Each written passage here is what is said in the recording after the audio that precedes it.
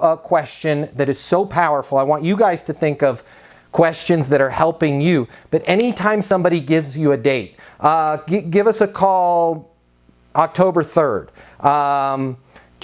Follow back with me second week of next month. Give me a call next Tuesday. I want to sign up for your services, but I can't do it until September 19th.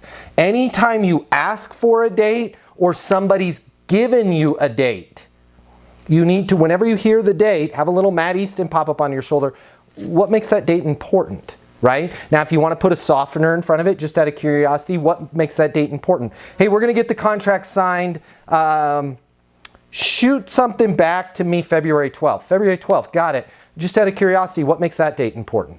Oh man, we have to have everything set up by the 12th because we got our board coming in here and they're doing a QBR on the 12th, and we got to have all of our ducks in the row. Got it. Now, if you said that you got to have everything set up by the 12th, should we get this going a little bit sooner? Right? Oh yeah, I didn't think about that, right? And the other nice thing is maybe they don't know anything, right? Give me a call May the 4th. May the 4th, just out of curiosity, what makes that date important? I don't know.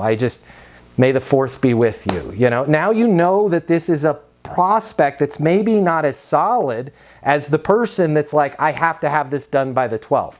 Anytime you hear a date, follow up with what makes that date important, right? What date do you need to sell your house by? We'd like to sell it by the 3rd week of November. Got it. What makes that date important, right? What date do you need to buy a house by? What date do you need this software up and running by? January 3rd. What makes that date important? Anytime you hear a date, follow up with the power question of what makes that date important. You're going to get a lot more information.